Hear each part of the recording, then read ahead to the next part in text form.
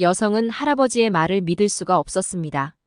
왜 이렇게나 확실하게 눈앞에 보이는 사실을 부정하는 건지 이해가 가지 않았습니다.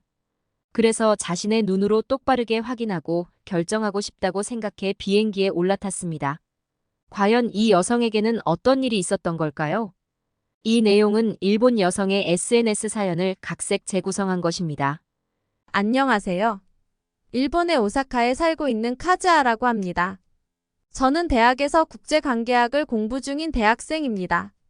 이번에 저는 첫 해외여행으로 한국의 서울에 가려고 계획 중입니다. 제가 첫 여행지로 서울을 고른 건 가깝고 치안이 좋아서이기도 하지만 무엇보다 한국을 너무 좋아해서예요. 한국은 일본의 10대, 20대에게 있어서 너무나 가고 싶은 동경하는 나라입니다. 저는 부모님과 여동생 그리고 할아버지까지 5가족인데 할아버지를 제외한 넷은 한국을 너무나 좋아합니다. 어머니는 한국 드라마에 푹 빠지셔서 거의 매일 보고 계세요.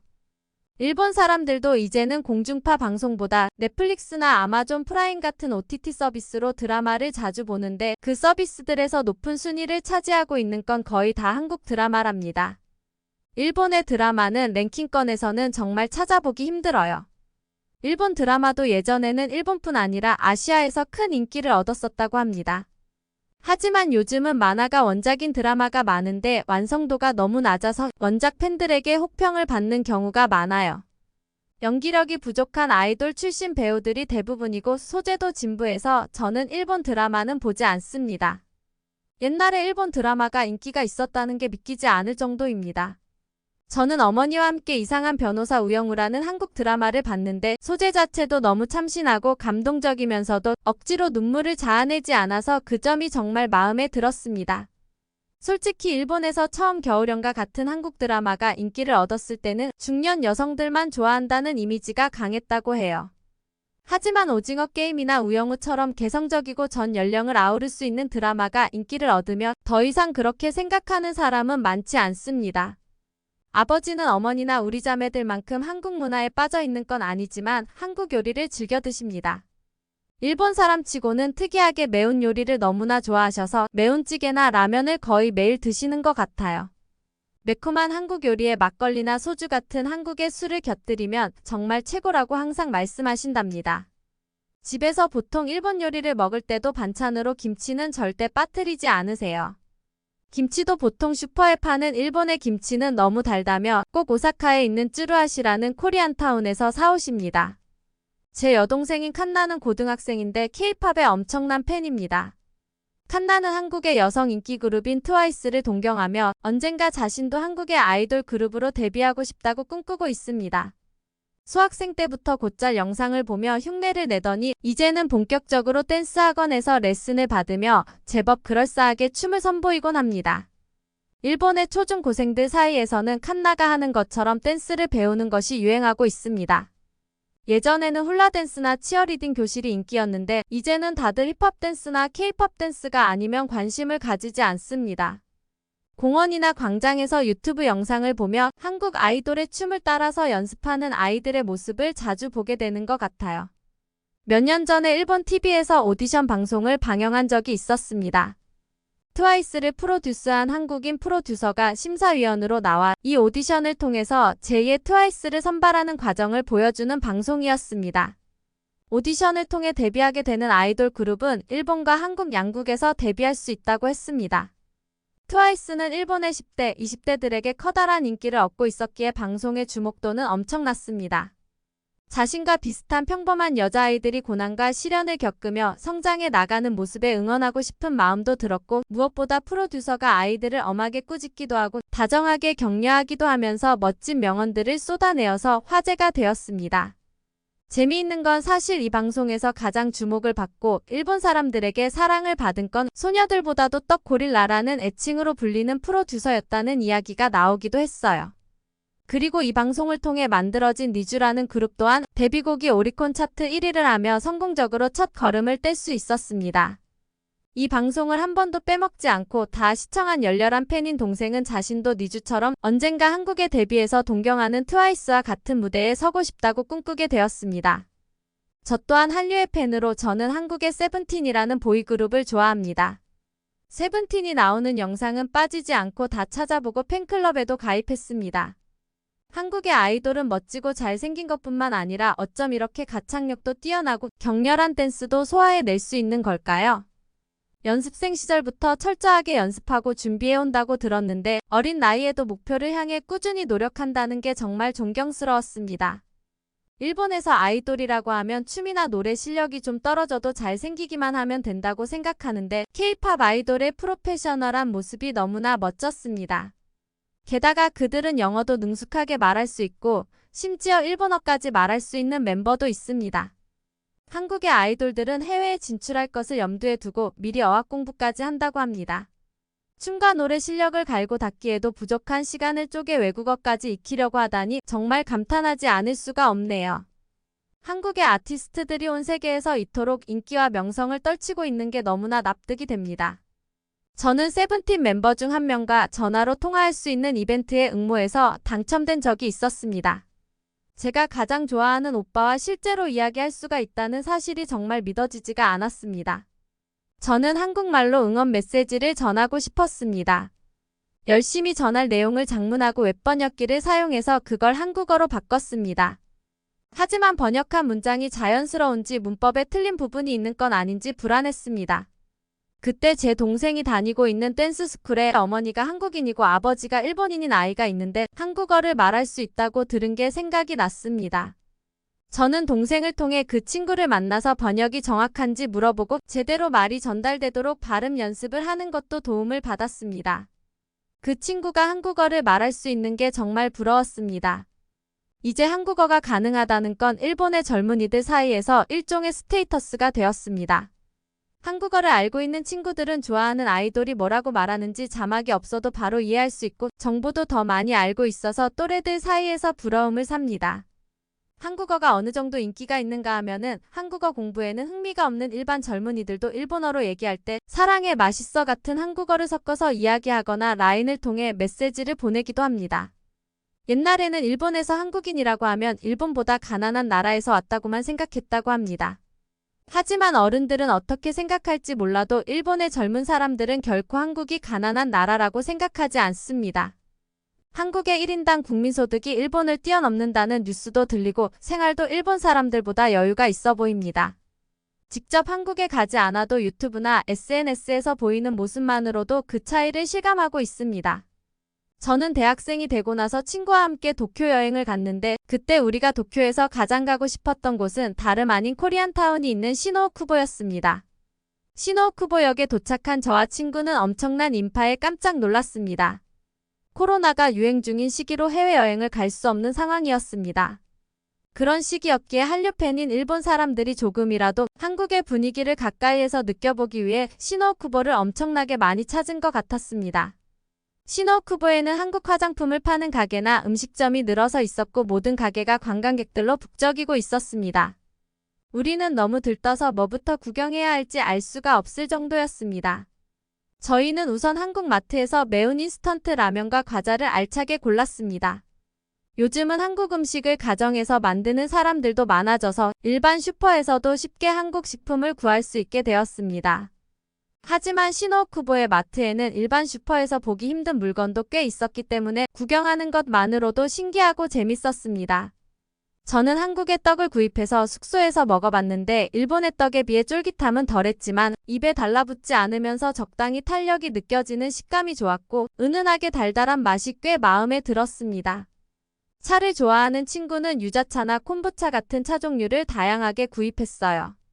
한국 화장품은 일본 여성들 사이에서 높은 품질에 비해 가격이 저렴하다는 입소문이 퍼지며 꾸준한 인기를 얻고 있습니다. 저는 어머니와 동생, 친구들을 위한 선물을 잔뜩 쇼핑했습니다. 한국 화장품을 사가면 틀림없이 모두들 기뻐할 게 분명했기에 망설일 이유가 없었죠. 우리는 쇼핑한 짐이 너무 많아서 들고 다닐 수가 없었기 때문에 역으로 돌아가 코인로커 안에 보관해두고 점심을 먹으러 이동했습니다. 점심으로는 한국 음식점에서 쭈꾸미 철판 볶음을 먹었습니다.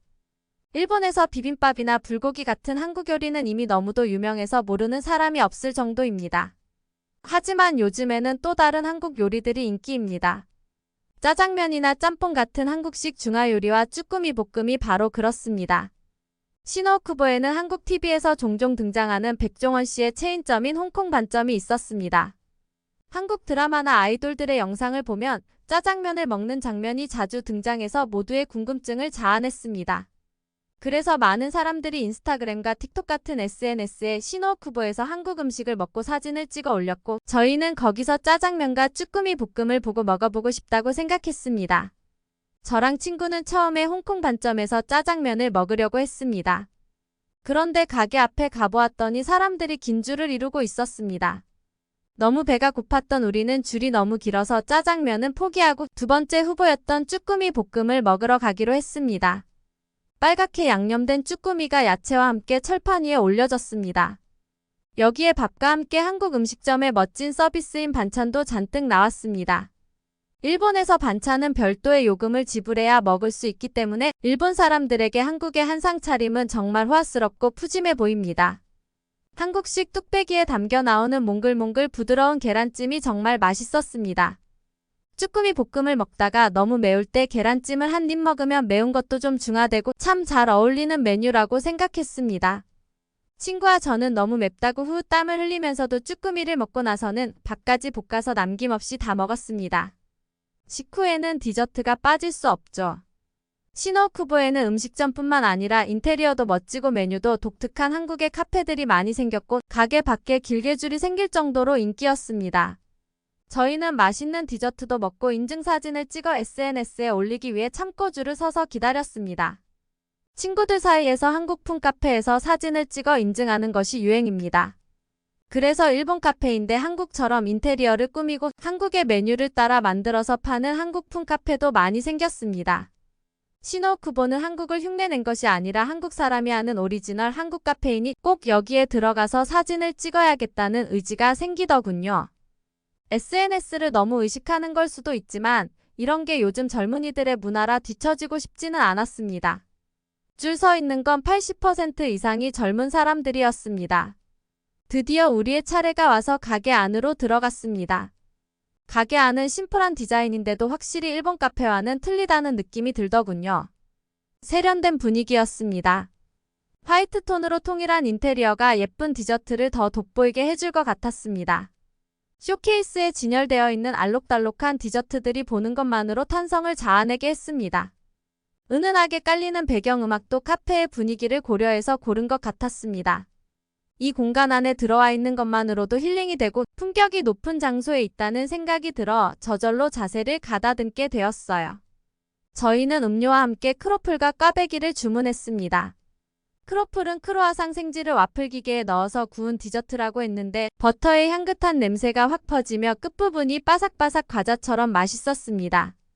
가운데 부분은 크로아상의 겹겹이 겹쳐진 부드러운 빵 부분이 남아있어서 정말 크로아상과 와플의 맛있는 부분만 즐길 수 있는 환상적인 음식이라고 생각했습니다. 이런 주변에서 흔히 볼 수 있는 소재를 잘 융합시켜서 새로운 것을 탄생시키는 아이디어가 한국에는 많은 것 같습니다.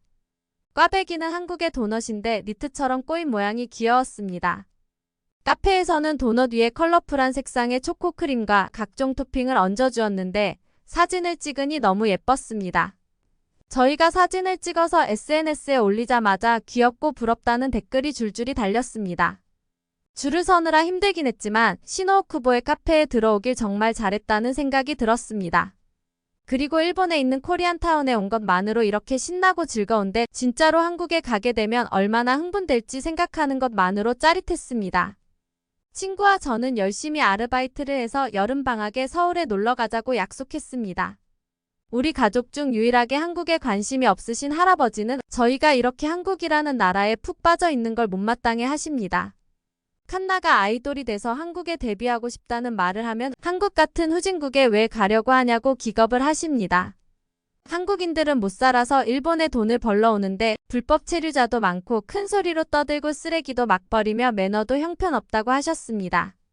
저는 그렇지 않다고 반박했습니다. 한국인들은 예의 바른 걸로 유명하고 요즘은 한국 회사 월급이 일본보다 더 높다고 들었다고 얘기했습니다.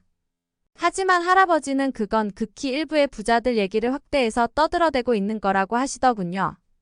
제가 한국에 여행을 다녀올 거라고 했더니 너희 아빠가 학생일 때 한국은 가난한 동네 애들이 수학여행 다녀오는 곳이었다고 혀를 끌끌 차시며 TV로 눈을 돌리셨습니다. 할아버지가 즐겨보시는 TV 방송에서는 해외에서는 일본을 이렇게나 대단하다고 생각한다 라고 하는 일본에 대한 칭찬 일색인 내용이 방송되고 있었습니다. 저는 정말 이해가 가지 않았습니다. 할아버지는 바로 앞에 보이는 현실에서 눈과 귀를 닫으시고 과거의 영광 속에 살고 계시는 것 같았습니다. 확실히 예전에 일본은 굉장했다고 들었습니다. 하지만 저는 태어났을 때부터 그런 일본은 경험해 보지도 못했습니다. 일본은 쭉 불경기였고 월급은 오르지 않으며 돈을 모을 수 있는 것 먹는 거 입는 거 아껴가며 절약해서 저금하는 수밖에 없습니다. 예전에는 해외여행도 많이 갔었다고 하던데 제 주변에는 한 번도 일본 밖으로 나가보지 않은 사람도 많이 있습니다. 국제관계학을 전공하고 있는 저희 학과의 친구들의 대다수가 여권조차도 가지고 있지 않습니다. 세계의 여러 나라의 실정을 제대로 파악하고 나라 간의 관계를 연구하겠다는 사람들이 일본 안에서 우물 안의 개구리처럼 우리가 세계 최고다 라고 착각하고 있는 건 아닌지 두려워졌습니다. 할아버지가 일본의 황금기를 그리워하며 향수에 젖게 되는 기분은 이해가 갑니다. 하지만 일본이 다시 한번 선진국 대열에 합류하기 위해서는 저 같은 젊은 세대가 현실을 직시하고 배울 수 있는 건 배워서 앞으로 나아가지 않으면 안 된다고 생각합니다. 가벼운 마음으로 가려고 생각했던 한국 여행이었는데 할아버지의 반응을 보며 저는 꼭 가서 내 눈으로 확인하고 배우고 와야겠다는 마음이 커졌습니다. 한국 여행을 다녀오면 제가 조금 성장해 있을 것 같은 예감이 듭니다. 저의 이야기는 여기까지입니다. 여러분 카즈아 씨의 이야기 어떠셨나요? 확실히 옛날에 일본은 한국과 비교가 되지 않을 정도로 선진국이라 불리던 때가 있었습니다. 하지만 일본이 제자리 걸음을 하고 있을 때 한국은 짧은 기간에 정말 눈부실 정도의 성장을 이루어냈습니다. 얼마 전에 국제통화기금인 IMF에서는 사상 처음으로 한국의 1인당 GDP가 일본보다 한 단계 위가 되어 일본을 역전할 것이라는 전망치를 발표했을 정도입니다. 과거의 영광을 생각하면 현실이 비참하게 느껴질 수도 있지만 이럴 때일수록 현실을 직시하고 앞으로 나아가야 한다고 한국을 통해 깨달은 일본의 여대생의 사연이었습니다. 카즈아 씨가 즐거운 한국 여행을 마치고 돌아가길 바랍니다. 매일매일을 감동적인 이야기로 채우고 싶은 감동 다이어리였습니다. 또 좋은 이야기로 찾아뵙겠습니다. 시청해주셔서 감사합니다.